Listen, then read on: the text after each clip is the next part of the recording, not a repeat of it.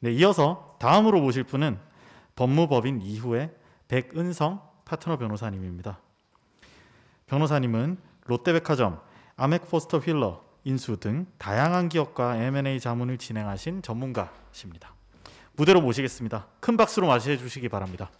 네, 안녕하세요. 오늘 해외 기술 확보의 주요 법적 쟁점에 대해서 강의를 하게 된 백은성 변호사라고 합니다. 시간 양 자체에 비해서 제가 강의할 수 있는 시간이 많지 않아서요. 우선은 전체 큰 개념을 잡는 거에 좀 강점을 찍어서 말씀드리도록 하고요. 좀 더 자세한 내용들은 나중에 이 자료를 저희들이 요청하시면 공개해도 되도록 드릴 테니까 이 자료 보시면요. 좀 더 디테일한 내용들을 알 수 있을 것입니다.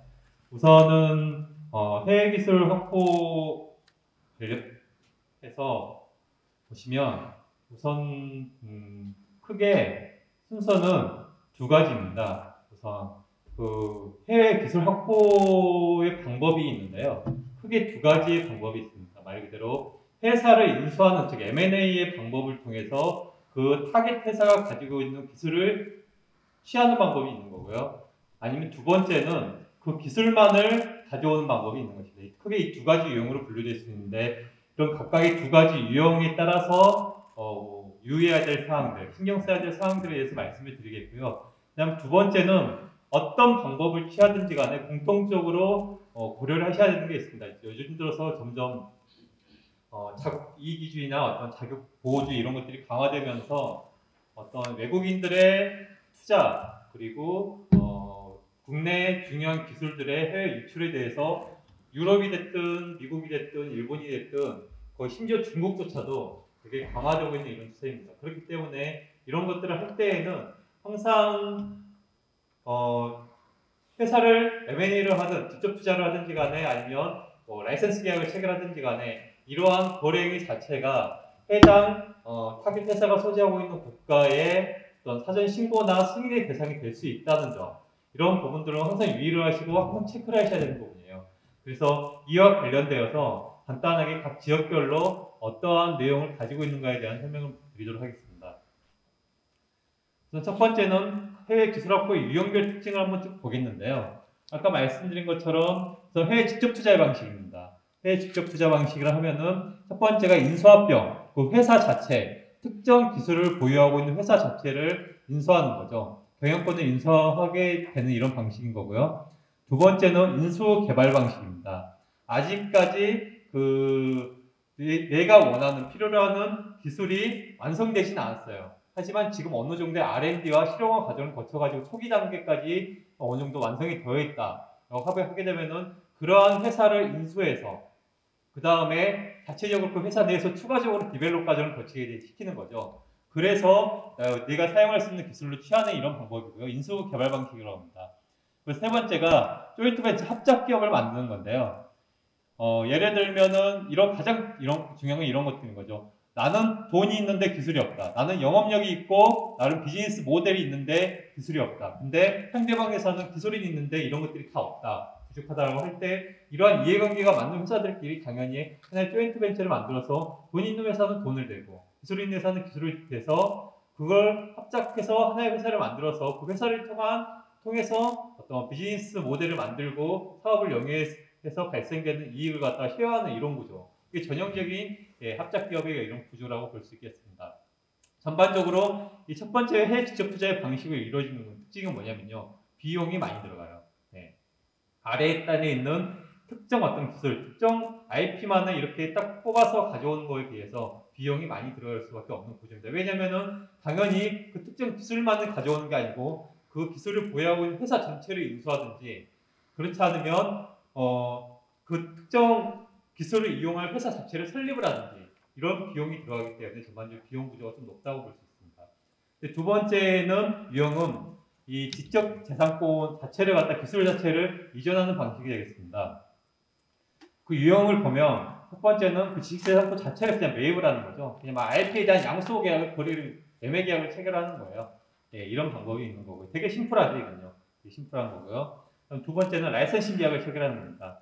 즉, 이 기술에 대한 특정 IP에 대한 소유권은 다른 회사가 가지고 있는 건데 내가 그 기술을 사용할 수 있는 예, 사용권을 갖다가 예, 소위 말하는 그런 사용권이 독점적일 수도 있고 비독점적일 수도 있는 건데 예, 그러한 사용권을 갖다가 확보를 하는 거죠. 그런 라이센싱 계약 방식이 있는 거고요. 그 다음 세 번째는 공동연구 개발 방식인 겁니다.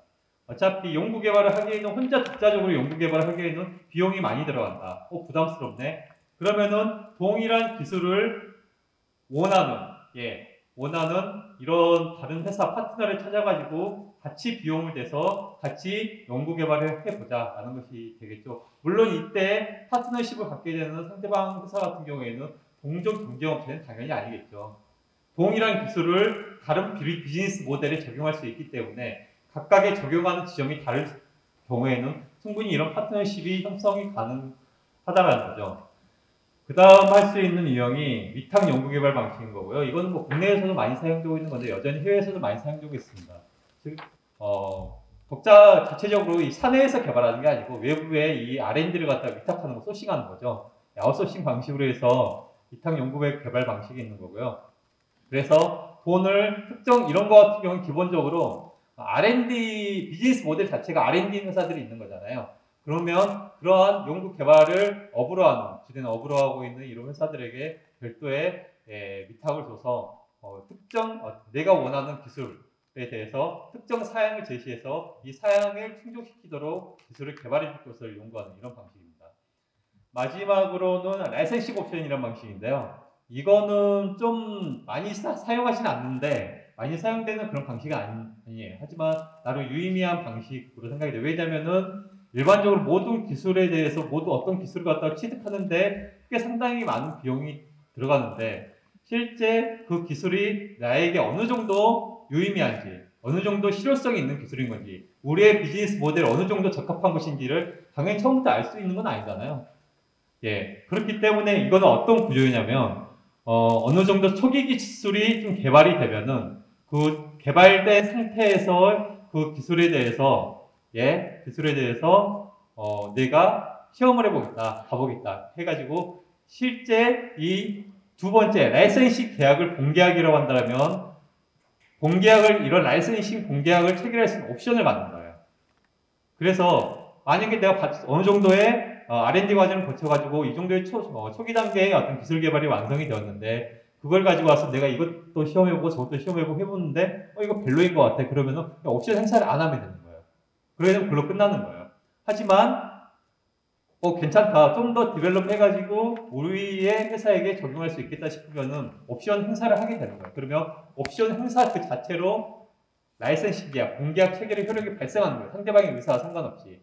처음에 합의됐던 그런 계약의 조건으로 바로 이 라이센싱 계약의 효력이 발생되는 이런 겁니다. 이런 경우에는 좀 더 안전하게 아까 말씀드린 것처럼 안전하게 기술을 불필요한 비용으로 갖다가 소모할 필요 없이 좀 더 안전하게 기술을 치료할 수 있는 이런 방법이 될 수 있겠죠.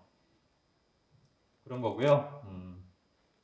그래서 이런 것들의 다양한 유형들이 있는 건데 각각의 장단점들이나 아니면 법적으로 좀 유의해야 될 사항들에 대해서 말씀을 드리겠습니다.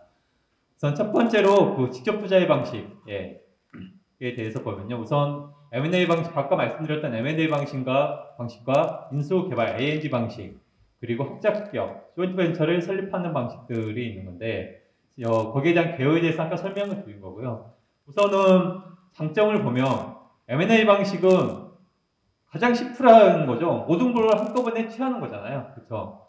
가장 기술과 자산과 인력을 그냥 한꺼번에 취하는 거예요. 말 그대로 아까 앞에서 설명해 주신 바도 그렇고 다른 분들도 그렇지만 기술 그 자체만 가지고 모든 걸 할 수 있는 건 아니잖아요. 사실상 기술을 운영하는 그 사람이 되게 중요한 거고, 그렇죠? 그리고 그와 관련된 노하우, 이걸 운영한 다른 노하우 이런 것들도 되게 중요한 건데, 하지만 이런 것들을 어떻게 딱 구분해가지고 그대로 배울 수 있느냐, 그 나름대로 한계가 있을 수 있는 거예요. 그런 부분에서 M&A 방식은 훨씬 더 포괄적으로 모든 전부를 갖다 회사 자체로 인수하는 거기 때문에 그런 것들을 한꺼번에 치료할 수 있다는 점에서 장점이 있고, 그리고 당연히 여기에 대해서 내가 그 기술을 사용함에 있어서 어떤 제약이 없겠죠, 당연히. 회사를 인수해서 했기 때문에 내가 그 회사의 오너고 최대 수익이고 경영권자이기 때문에 그 회사가 보유하고 있는 기술을 사용함에 있어서 제한이 없다는 겁니다. 예, 그래서 되게 자유롭고 독점적인 사용이 가능하다는 이런 장점이 있습니다. 하지만 반면에 비용이 가장 높겠죠. 여기에서 가장 많은 비용이 드는 것일 수도 있어요. 예. 비용이 높고 그리고 기술적, 어떤 조직적, 그리고 어떤 인적인 이런 융화가 어려울 수 있다. 하는 이런 부분이 좀 있습니다. 그래서 여기에서는 우선 유의사항을 보시면 이 M&A 방식을 할 때는 되게 많은 유의사항이 있습니다. 유의사항이 있는 건데 가장 중요한 거는 뭐 이 내용은 다들 적용이 되겠지만 실제 인수하려고 하는 이런 기술, 타겟 되는 이런 IP가 정말로 이 회사가 적법 유효하게 가지고 있는 건지 그걸 확인해야 되는 문제죠. 그렇죠. 하지만 그걸 처음부터 우리에게 계약서 체결하기 전부터 그거 다 보여줘 하면 당연히 보여줄까요? 안 보여주죠. 왜냐하면 그건 되게 업무상, 영업상 기밀인 건데 그걸 왜 단순히 나에게 돈을 주는 것도 아니고 계약을 체결하는 것도 아닌 그런 거래 상대방에게 잠재적인 매수자에 불과할 뿐인 그런 거래 상대방에게 그런 내용들 정보를 제공할 수는 없는 거죠, 당연히. 그렇기 때문에 이 부분에 대해서는 항상 조심을 해야 됩니다. 그러니까 예를 들면은 어떤 특허다라고 하게 되면 그 특허가 정말 제대로 출원돼가지고 제대로 등록되어 있는 건지, 아니 내가 원하는 지역에서 그 국가가 특정 국가뿐만이 아니고 예를 들면은 그 유럽에만 그게 등록 출원되어 있고 그게 뭐 미국이나 아니면 아시아나 이권에서는 이런 지역에서는 뭐 등록되어 있지 않다. 뭐 이러면은 나름의 또 문제가 될 수 있는 거잖아요. 그러니까 내가 원하고자 하는 그런 지역의 범위에서 그런 특허가 적법 유효하게 등록되어 있는 건지 뭐 이런 부분들을 확인하는 게 되게 중요하겠죠. 또 하나의 중요한 것들은 그런 특허 자체가 되게 무효가 될 수 있는 가능성이 가끔은 있어요. 보면. 왜냐하면은 특허로 등록되어 있고 어떤 특정 기술을 가지고 있겠지만 그 자체가 다른 제3자의 기존에 존재했던 지식재산권을 갖다 침해했던 이런 행동일 경우에는 그 리스크가 있는 거예요. 이 부분은 어떻게 알 수 있을까요? 알기 되게 어렵죠, 사실. 이건 현실적으로 되게 알기 어려워요. 그렇기 때문에 이런 부분들은 항상 어떤 계약서를 체결할 때 계약서에 진술보증 사항으로 넣어요. 실제 이러한 IP가 다른 제3자의 어떤 권리나 이런 부분들을 침해하거나 그로부터 뭐 제한받지 않는다. 적법 유효한 거다. 이런 부분에 대해서 진술보장을 하도록 하고 진술보장 위반되는 경우에는 당연히 거기에 따른 페널티, 심지어는 그 거래의 딜을 브레이크할 수 있는 이런 권리까지 주기도 하는 거죠. 아무튼 그런 것들을 집어넣긴 하는 건데 하지만 그런 계약서의 정황만을 믿고 이런 것들을 실제로 내가 취득하고자 하는 그런 기술의 존재와 유효성과 적법성을 갖다가 확인하는 과정을 소홀히 하시면 안 돼요. 그 실사가 되게 중요합니다. 왜냐면은 아무리 계약서에 담겨 있다고 하더라도 내가 그 계약상의 권리를 행사하기 위해서는 뭘 해야 되는 거죠? 법적인 절차를 거쳐야 돼요. 가서 달라고 하면 줍니까? 우리 계약서 이렇게 되어 있으니까 너 이거 잘못됐으니까 이건 네 책임이니까 다시 돈 돌려줘. 이러면 상대방이 알아서 네 알겠습니다 하고 돈 돌려주나요? 당연히 안 그렇죠. 당연히 상대방은 본인에게 책임 없으면 당연히 항변하겠죠. 그런 부분에서 일반적으로 보면 당연히 분쟁으로 갈 수밖에 없어요. 분쟁이 가게 되면 결과적으로 일반적인 어떤 사법 절차에 의해서 그 해결할 수밖에 없는 거고요. 가장 대표적인 건 뭐 법원에 따른 소송 아니면 중재 판정소에 의한 어떤 중재, 국제중재 이런 것들로 하겠지만 그 비용은 되게 커요. 비용은 되게 크고 시간도 오래 걸리는 거고 그거 하다가 찐 빠진 경우도 많고요. 그렇기 때문에 계약서에 그런 내용이 담겨있기 때문에 당연히 문제되어봤자 괜찮아라고 생각하면은 큰 오산이고요. 확인할 수 있는 만큼 최대한 확인을 해보시는 게 중요해요. 이런 것들은. 그리고 나서 그렇게 최대한 해보고 나서 혹시 모르니까 그런 부분들을 계약서에 그런 내용으로서 방어장치를 남겨두는 거지 처음부터 앞단에 그런 절차를 생략하고 아니면 대강하고 뒤에 계약서의 내용으로 나는 보장받겠다. 이런 거에 대해서는 솔직히 한계가 있다라는 이런 말씀을 드린 겁니다. 그렇고요. 그 다음에 이런 지식재산권이나 소유권 그리고 제3자의 권리 충돌 관련 이런 확인들이 필요하다고 말씀드렸던 거죠. 예를 들면 이런 게 있어요. 저 회사가 가지고 있는 기술인데, 그쵸? 그게 무슨 뭐 특허까지 등록은 안 돼 있는 것 같아요. 그러기에는 적합치 않은 기술이라 하지만 우리에게 필요한 기술이다. 라고 할 때, 하지만 그 기술이 과연 그 회사에서 독자적으로 개발한 것이 아닐 수도 있는 거예요. 다른 제3자와 공동 개발을 했다든지, 아니면 다른 제3자로부터 양도받았다 받았다든지. 하지만 그런 제3자와의 거래로부터 그 IP, 기술이나 그런 IP의 사용에 있어서 제한을 받을 수 있는 거죠. 하지만 사는 사람 입장에서는 그걸 모를 수 있는 거죠. 이런 부분도 다 체크가 돼야 됩니다. 그리고요, 인수 후 개발 방식 보면요, 우선은 그 장점은 M&A 비해서 초기 단계에서 인수를 하기 때문에 비교적 낮은 비용이 든다는 이런 장점이 있습니다. 하지만 단점은 실제 이런 인수 후에 개발이 성공할까라는 거에 대한 불확실성인 거죠. 그게 가장 큰 단점이라고 할 수 있습니다. 그리고 추가적인 개발 비용이 들어갈 텐데 이게 얼마나 더 들어갈지를 가늠하기 어려울 수도 있다는 거죠. 이런 부분도 이런 전반적인 불확실성이 가장 큰 단점이라고 할 수 있고요. 특히나 뭐가 중요하겠어요? 인수한 후에 더 개발을 해야 되는 건데 연구 인력들이 나간다. 이거는 완전 하나만한 딜을 한 거잖아요. 그렇죠? 이런 것들은 되게 큰 리스크예요. 그래서 핵심 연구 인력 유출 시에 추가 개발이 당연히 차질이 있을 수밖에 없다. 그래서 이런 부분들은 철저하게 방어 기제를, 방어 장치를 마련해 둬야 된다는 거고요.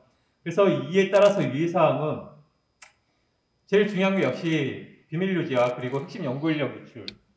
회사에서 그동안 연구를 담당했던 키맨들이 A&W 회사 인수하고 나니까 나가서 다른 회사 동일한 그런 내용을 본인이 알고 있으니까, 기밀을 알고 있으니까 그 내용 가지고 다른 회사를 차린다. 아니면 다른 경쟁업체에 취업을 해가지고 뭘 한다.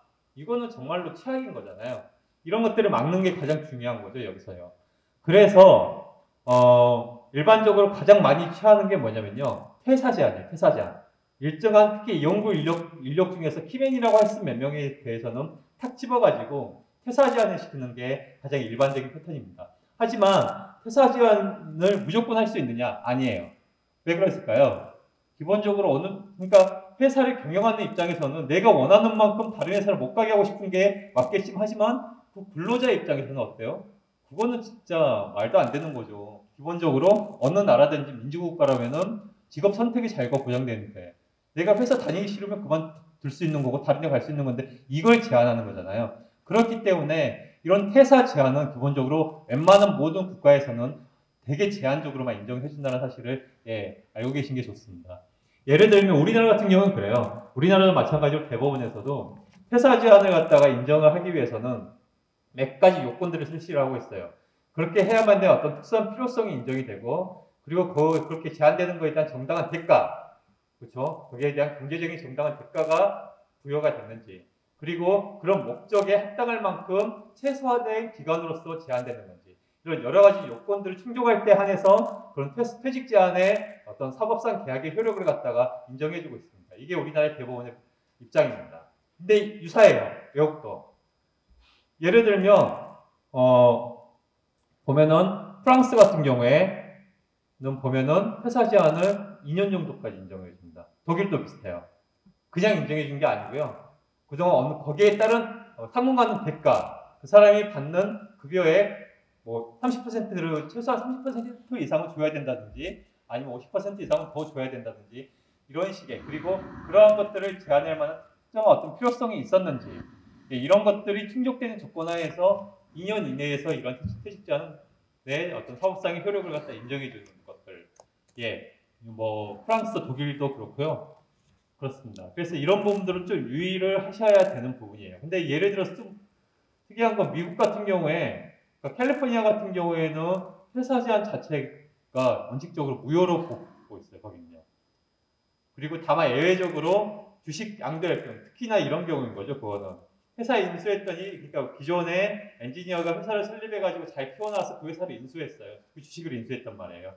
그랬는데 당연히 나는 재무적 투자자로서 그 회사가 계속 운영을 해주길 바래서 계속 회사에 남아주길 바랬는데, 그래서 퇴사 제한 약정을 했어요. 이런 경우에 한해서만 인정을 해주고, 그렇지 않고 일반적으로 이런 주식 양도, 한마디로 회사에 경영권 있는 지분을 갖다 양도하는 경우가 아닌 일반적인 다른 케이스에서의 퇴사 제한 약정은 무효다라고 보는 게 미국의 캘리포니아주의 주법으로 그렇게 저는 알고 있습니다. 근데 이런 부분들은 나라마다 다르기 때문에 사전에 다 체크를 하셔야 돼요.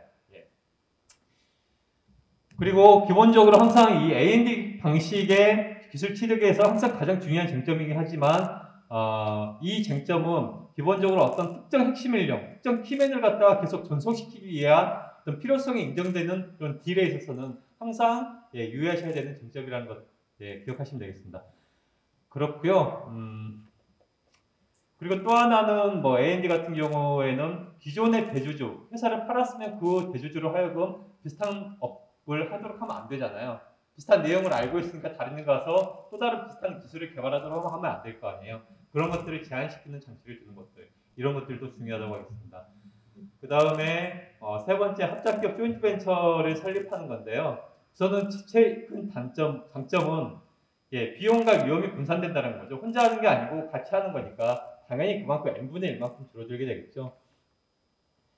그리고 어떤 다른 파트너십을 갖고 있는 현지 파트너와의 어떤 그런 브랜드라든지 영업망이라든지 이런 것들 이용할 수 있다는 것들도 장점이고요. 하지만 단점은 보시면 경영권 관련 분쟁의 가능성이 항상 있습니다. 이거는 되게 생각보다 꽤 많아요. 이게 꽤 많고 특히나 중국 사업과 관련해 가지고 조인트 벤처 설립해 가지고 예상외에 이러한 안 좋은 나쁜 일을 안 좋은 경험을 갖고 회사를 뺏기고 이렇게 쫓겨난 듯한 이렇게 나오게 된 이런 경우도 종종 있었고요. 네. 그래서 제일 중요한 거는 조인트 벤처를 설립을 할 때에는 지배구조에 대한 명확하고도 구체적인 합의가 있어야 돼요. 각각의 지분율을 몇 %로 할 것인지, 기본적으로 우리나라 같은 경우에, 그리고 중국도 마찬가지로 대부분 회사를 경영권을 지배력을 가지고 있는 것은 뭘까요? 이 사회잖아요. 보드잖아요. 보드를 장악하는 데가 당연히 회사의 경영권을 가지고 있는 거잖아요. 그러면 보드의 구성은 어떻게 할 것인지, 보드의 경원을 몇 명을 할 것인데 각각 몇 명씩 지명할 수 있도록 할 것인지, 만약에 서로 이게 만약 5대5로 정했는데 이게 결정이 안 나면 의견이 충돌해가지고 결정이 안 날 경우 어떻게 정할 것인지, 아무튼 이런 것들과 관련된 회사의 지배구조와 관련되어서 생각보다 되게 디테일하게 정하셔야 돼요. 막연하게 그냥 5대5로 하지 이런 식으로 하면은 나중에 죽도밥도 안 되는 경우가 되게 많아요. 그래서 실질적으로 조인트 벤처를 설립을 하실 때에는 경영권 그리고 지배구조와 관련되어서 상대방과 되게 구체적으로 합의를 하고 그걸 계약서에 명시를 하는 게 되게 중요하다라는 말씀을 드리고, 특히나 파트너와의 관계가 안 좋아졌을 때 회사가 멈출 수 있잖아요. 그렇죠? 회사가 망가질 수 있잖아요. 그럴 경우에 어떤 식으로 의사결정을 할 것인지에 대한 프로세스도 마련해 두는 게 되게 중요해요. 예를 들면 이런 거예요. 조인트 벤처를 설립을 했는데 지분율을 5대5로 하자. 이사회는 4명으로 하는데 서로 2명씩 선임을 하도록 하자. 정말 공평한 것 같잖아요. 딱 좋은 것 같잖아요. 근데 서로 그쵸? 배척을 하고 있어요. 합의가 안 돼요. 그럼 어떻게 되죠, 회사가? 아무것도 결정이 안 되는 거예요. 그리고 이러게 되면은 내가 하고 싶은 것도, 내가 할 수 있는 최고는 뭐냐면은 상대방이 하고 싶은 걸 못하게 하는 거. 그게 제가 할 수 있는 거의 최선이에요. 내가 하고 싶은 건 못해요.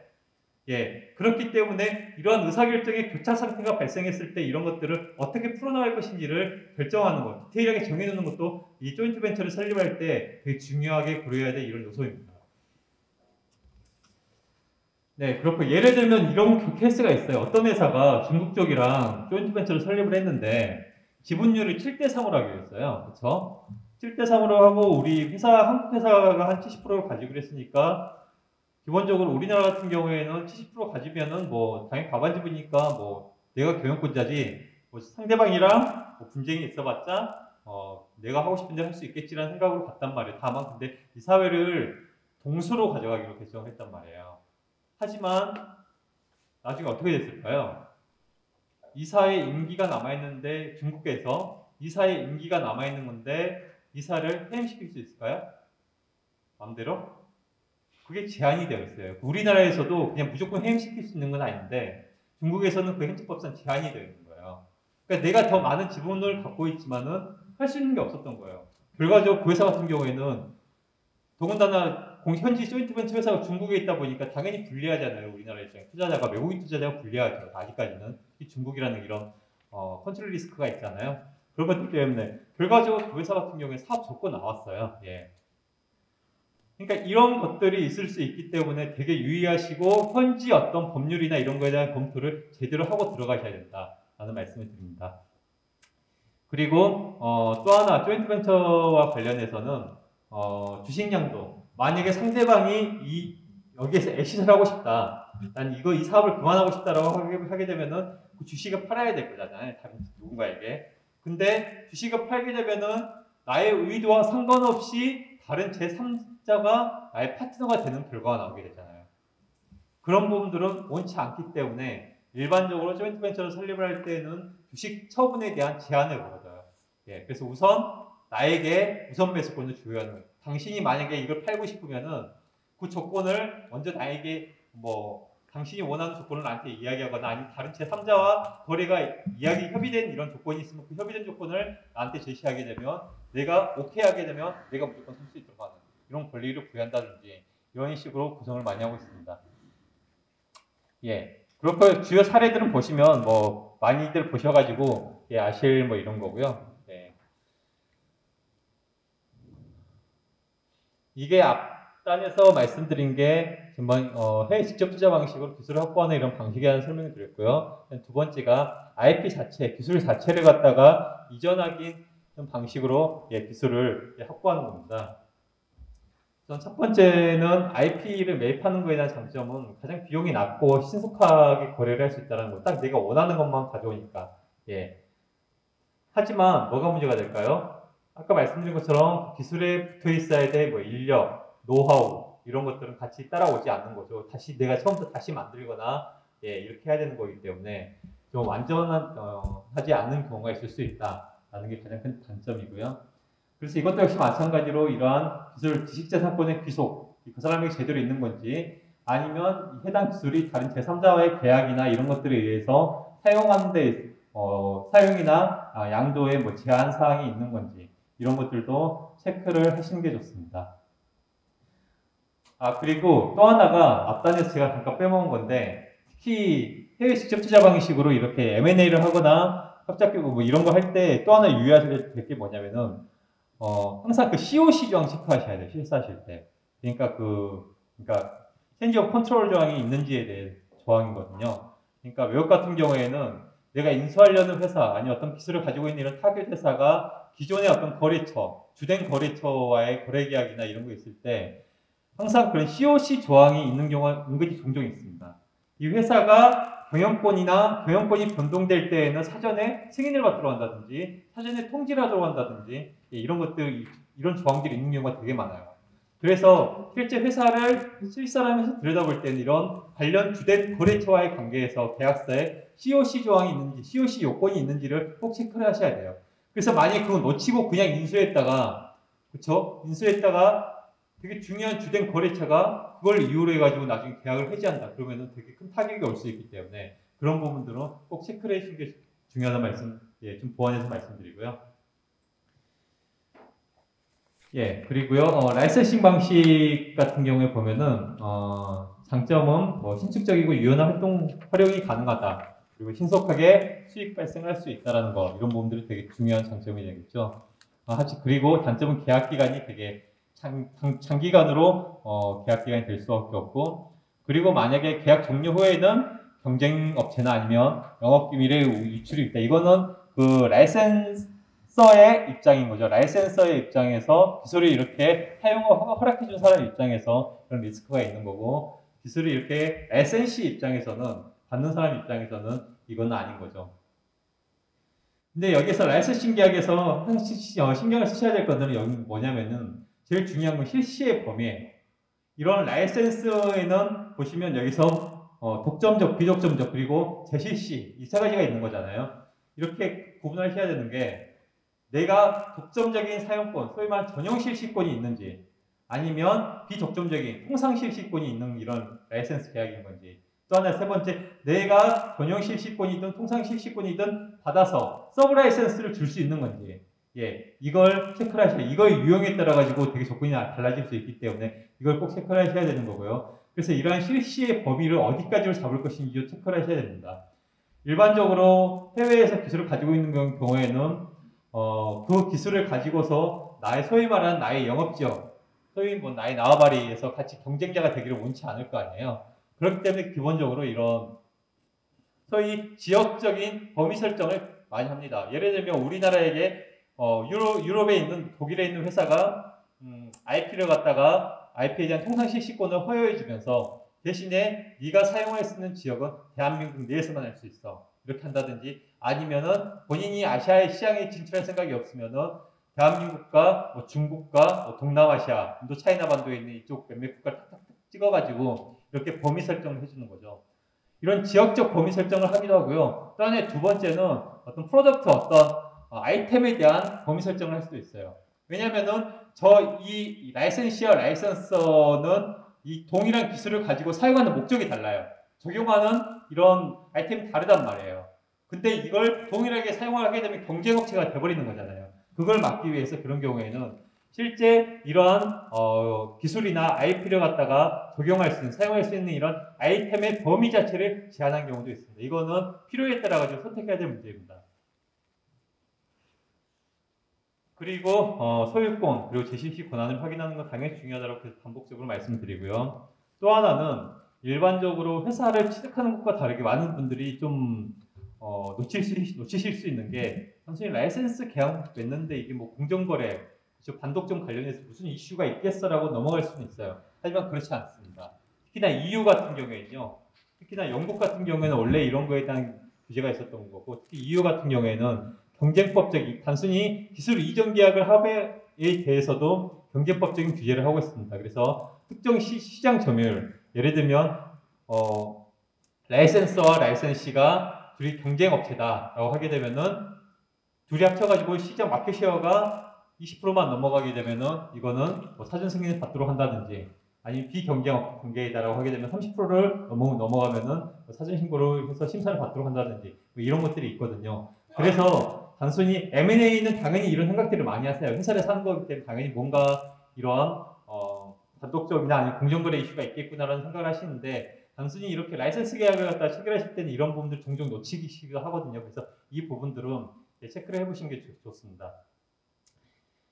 그리고 공동연구 개발 방식에서 장점은 기본적으로 비용 분담하는 거죠. 비용 분담하고 각각 다른 전문성이나 시너지가 발생한다는 건데 하지만 비밀 유출, 비밀 유출의 위험성이 있는 거죠. 왜냐하면 둘이 공동 개발해가지고 둘만 이렇게 잘 쓰면 상관이 없는 건데 상대방이 이 기술이나 여기에 따른 정보를 갖다 기밀을 다른 제3자에게 제공할 수도 있는 거잖아요. 그래서 그런 것과 관련해가지고는 항상 되게 강하게 좀 NDA를 그러니까 CA나 이런 비밀 유지 약정을 갖다가 좀 강하게 좀 제대로 잘 작성하는 게 필요하고요. 네. 그리고 이런 결과물 활용에 관한 이런 분쟁도 있습니다.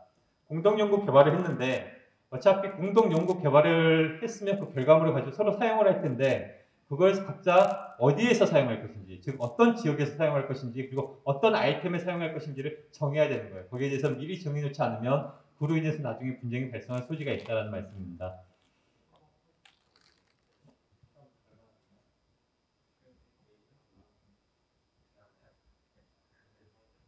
지났대요. 우선 이 앞단의 내용이 중요하니까요. 뒤에 나와 있는 내용들은 그냥 읽어보셔도 돼요. 그래서 제가 말씀드려가지고 오늘 제 강의 자료는 원하시면 배포해 드리라고 제가 말씀드릴 테니까요. 그분 읽어보시면 되고요. 우선은 그렇습니다. 그리고 위탁 연구개발 방식도요. 보면은 뭐 낮은 비용이 적게 들고 하지만 이것도 역시 마찬가지로 비밀 유치 가능성이 있고요. 항상 위탁 연구 개발할 때에는 그게 있어요. 그러니까 그 개발자는 개발만 하면 개발의 대가로서의 그런 영역 대금만 돈만 받는 게 아니고 그걸 본인도 이용하기를 원해요. 대부분 많은 경우가 그래요. 그래서 이렇게 R&D 아웃소싱 하는 이런 계약서의 내용을 보면 대부분 개발업체가 스탁받은 이런 개발업체가 개발의 결과물을 본인도 사용할 수 있도록 이걸 그런 권리를 보장해 주기를 요구해요. 이런 것들이 요구된 경우가 되게 많은 것 같아요. 이것들이 특이한 건 아니에요. 근데 문제는 어디까지 허용할 것인지를 명확히 해야 된다는 거예요. 본인이 사용하기로 해놓고 본인의 특수관계인 계열사에게 사용하도록 한다든지 아니 다른 제3자에게 사용하도록 한다든지 그러면 안 될 거잖아요. 이런 부분들을 명확하게 정해서 제한을 두는 것 이게 중요할 것 같아요. 위탁 연구개발 같은 경우에는 그 부분이 그렇습니다. 그리고 실제 개발의 결과물들을 우리가 봐야 되는 거잖아요. 위탁 연구개발 같은 경우에는 생각보다 이 이슈도 있어요. 개발에 들어가는 비용이 얼마라고 이야기를 하는 건데 모르잖아요. 처음에 딱 정해지면 몰라요.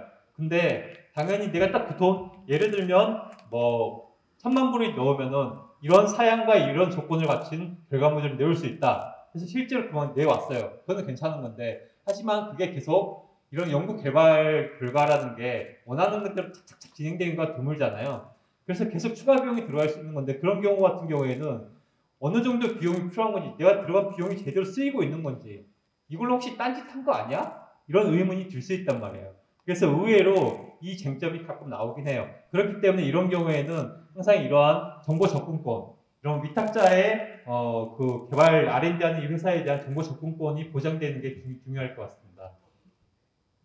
그리고 실제 나온 결과물이 제시했던 그런 사양을 충족하는지 여부를 검사할 수 있는 권한을 명확하게 정하는 것도 중요하고요. 그리고 라이센싱 옵션 계약 같은 경우에는 일반적으로 이거는 어디에서 많이 하냐면 대학에서 많이 해요. 대학교 같은 데에서. 왜냐면은 기본적으로 대학 같은 경우에는 뭔가 좀 기초 학문 중심으로 해서 기본적인 이런 R&D 형태를 많이 하잖아요. 예. 그걸 해서 그리고 실제 본인이 직접 영리 활동을 하고 있지 않기 때문에 어떻게 보면 라이센싱 옵션 계약은 이 연구 개발하는 이런 업체에게 되게 어떻게 보면 좀 불리할 수 있는 이런 거래의 유형이에요. 그래서 일반적인 사기업 간의 거래는 이런 경우는 많이는 안 봤고요. 대부분 보면은 주로 대형 어떤 대학교 어떤 뭐 산학협력단이라든지 이런 식으로 프로젝트성을 한다든지 이런 연구대학들이 에게 이런 기업들이 이렇게 옵션을 부여하는 이런 방식으로 많이 진행이 되는 것 같습니다. 그래서 제일 중요한 거는 이거겠죠. 결과적으로 옵션의 대가를 얼마나 줄 것인가. 그리고 나중에 본계약을 체결할 때, 즉 라이센싱 계약을 나만의 의사만으로 내가 의사통지를 하는 것 자체만으로 라이센싱 계약 체결의 효력을 발생시키려면 당연히 그 라이센싱 계약의 조건들이 세부적인 게 다 정해져야 되겠죠. 세부적인 게 정해져 있지 않으면 나중에 내가 옵션을 행사해도 당연히 나중에 분쟁이 발생할 때 누구의 권리인지 누가 잘못을 했는지에 대해서 밝힐 수가 없는 거죠. 그렇기 때문에 그런 본계약의 조건들을 구체적으로 미리 다 정해놓는 게 중요하다라는 게 지금 유의하시면 될 것 같습니다. 그리고 뒷단에서 하는 건요, 이건 대략적인 개괄적인 내용이고요. 보면은 각국의 외국인 투자 및 수출 규제에 관한 내용인데 보시면 돼요. 쭉 보시면 되고요. 아까 말씀드린 것처럼 외국인 FDI 외국인 직접 투자의 방식에 있어서도 그렇고 기술 이전 방식에 대해서도 다 지금 현재 전 세계적으로 유럽도 그렇고 미국도 그렇고 일본도 그렇고 그 규제를 강화하고 있는 추세입니다. 강화하고 있는 추세니까. 근데 다만 그거의 방식은 뭐냐? 두 가지고요. 항상 모든 나라든지 이러한 기술이나 이런 투자를 갖다가 심사하도록 하고 정하고 있는 대상이 있어요. 산업의 대상이 있어요. 내지는 어떤 특정 산업, 특정 기술 분야에 대해서는 이런 심사 과정을 거치도록 하고 있으니까 첫 번째는 그런 산업이나 아니면 특정 기술 분야에 해당되는지를 확인하시는 거고요. 두 번째는 내가 투자를 한다고 해서 나의 지분율이 고작 한 1%밖에 안 되는데 이게 뭐 얼마만큼 영향력을 미치겠어? 라고 볼 수 있는 거잖아요. 즉, 그 회사의 지배력이나 아니면 경영에 대한 참여에 대한 권한이 어느 정도 보장되었을 때 이 대상이 되는지 그 두 가지 관점에서 심사의 기준이나 절차를 정하고 있거든요. 그래서 이 두 가지 관점에서 체크를 해보시면 돼요. 내가 얻고자 하는 이 기술 분야가 그 대상에 해당되는지, 그 다음에 내가 취하고자 하는 방식이 만약에 주식 취득이다, M&A다, 아니면 라이센스 계약이다, 아니면 단순히 지분 투자이긴 하지만 내가 이 사회에 참여할 수 있는 권한이 있다, 의결권이 있다, 이 정도까지 나아가는 건지, 이런 방식에 따라 가지고 이거는 사전에 심사 대상이 될 수도 있고 안 될 수도 있다. 그런데 전 세계적으로 지금 다 강화되고 있는 추세예요. 미국도 그렇고 유럽도 그렇고 일본도 그렇고 최근에 작년에 그 우리나라에서 일본이 수출을 제한하는 그 사건도 있었잖아요. 그것도 여기 보면 제가 간단하게 언급해놨지만 다 이 일환으로서 이루어진 거예요. 그래서 이 부분은 쭉 다 읽어보시면 되겠습니다. 읽어보시면 되겠고요. 그래서 내용은 보시면 되고 시간이 좀 지난 것 같은데 이상으로 마치도록 하겠습니다. 감사합니다.